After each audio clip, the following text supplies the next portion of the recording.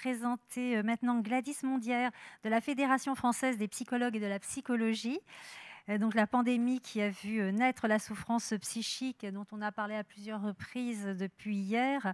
Je pense à l'anxiété, les dépressions, troubles du sommeil, etc. Depuis, bien sûr, il y a une forte mobilisation de la communauté des psychologues, des plateformes d'écoute, de l'appui aux soignants, des consultations avancées. Par ailleurs, l'intégration des psychologues dans le parcours de soins en santé mentale a été inscrite au Ségur de la santé.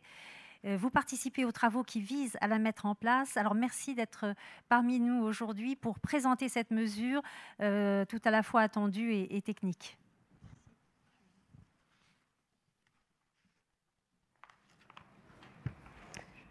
Bonjour. Quelle délicate entreprise et quel exercice périlleux que de venir parler ici et aujourd'hui de la place possible des psychologues dans l'offre de soins. Oui, aujourd'hui, parce qu'aujourd'hui manifestent mes collègues un peu partout en France et peut-être vous les entendrez ici devant le ministère. Pourtant, il nous est apparu important et nécessaire de répondre à cette invitation et de tenter de parler de notre profession essentielle, de porter une voix et de la représenter le mieux possible. Alors pourquoi parler des psychologues ? D'abord parce que la crise sanitaire, effectivement, nous a rendus davantage visibles, notamment auprès des organismes de tutelle, et aussi parce que nous avons répondu massivement présents pour soutenir la population dans ce moment difficile et pour soutenir les soignants dans leur mission et leur engagement. Finalement, qui sommes-nous ?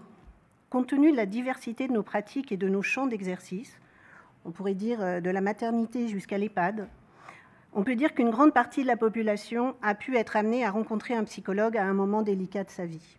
De fait, il n'a jamais été autant question de psychologue que depuis ces 18 derniers mois, et pourtant, notre profession reste encore un peu mal connue.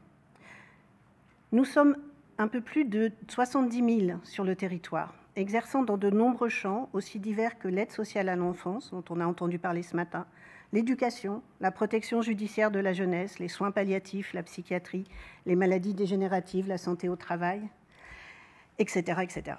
Nous travaillons dans les différentes fonctions publiques, dans les associations du champ du handicap et du social notamment, et évidemment, nous travaillons en libéral. Notre titre est protégé légalement depuis 1985 et il est validé par 5 années post-bac. Mais la majorité des psychologues complètent leur formation initiale par des formations complémentaires dans des spécialisations diverses, EMDR, hypnose, ou dans la recherche, comme on l'a entendu ce matin, par des doctorats. Depuis 1996, notre profession construit pas à pas et met à jour régulièrement son code de déontologie, qui est notre dénominateur commun et garantit à l'usager des conduites professionnelles respectueuses de la personne dans l'entièreté de sa dimension psychique, inaliénable. Un grand nombre de psychologues souhaitent le rendre opposable sans se soumettre à une instance ordinale. Le lien entre psychiatrie et psychologie a de fait toujours été fort. Et nous regrettons le manque d'attractivité pour la profession des psychiatres. Ce sont nos collègues de travail directs, en particulier à l'hôpital. En revanche, les études de psychologie attirent encore près de 25 000 étudiants en première année. 4 500 d'entre eux seulement obtiendront le titre à l'issue d'un master dont l'accès relève, contrairement aux idées reçues, d'une sélection drastique. Ils peuvent vous en parler. Ces dernières années, les lieux d'intervention des psychologues ont bougé au profit de l'activité libérale. En 10 ans, le nombre de psychologues a presque doublé, ça a été signifié ce matin. La pratique libérale ou mixte, association hôpital et libérale, les concernant a augmenté de 171%, alors que le nombre de psychiatres libéraux restait stable sur cette même période.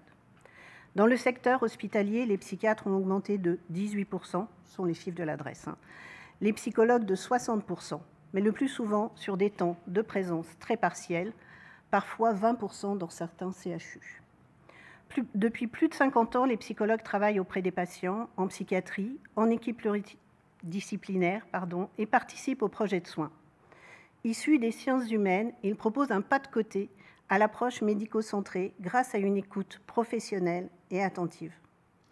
Leur connaissance en psychopathologie, en psychologie clinique, en psychologie du développement est non seulement appréciée et recherchée des professionnels et de la population avec lesquels ils travaillent, mais se révèle aussi un levier très efficace dans le soin psychique. Si les psychologues commencent à délaisser les hôpitaux et le service public, ce n'est pas par désintérêt, ni pour le cœur du métier, ni pour l'hôpital et ses missions de service public, mais davantage en raison de conditions de travail qui leur sont proposées. Les psychologues restent la profession la plus précarisée, ça a été dit ce matin, de la fonction publique hospitalière, avec plus de 60% de contractuels à temps partiel. Sans trop s'appesantir sur les chiffres, on en a eu beaucoup, l'absence de revalorisation de la grille de salaire depuis plus de 30 ans, ça a été dit ce matin également, les psychologues qui gagnaient légèrement plus que les infirmiers, que les kinés, que les infirmiers anesthésistes ou que les infirmiers de bloc opératoire en 1995, ont aujourd'hui un salaire égal à celui des infirmiers, à Bac+3, je rappelle, inférieur, on n'aime pas bien les comparaisons au niveau des psychologues, mais je pense qu'il faut dire les chiffres, inférieur de 10% à celui des kinés, inférieur de 13% à celui des sages-femmes, profession à laquelle nous sommes souvent comparés. Pas de prise en compte non plus dans les revalorisations dites du Ségur. Alors pourquoi notre profession fait tant l'actualité aujourd'hui? Parce que la population qui a traversé la crise sanitaire, qui n'est pas tout à fait terminée, on le sait bien, et toutes ses conséquences psychologiques et économiques, est en demande d'accompagnement et de soutien psychologique.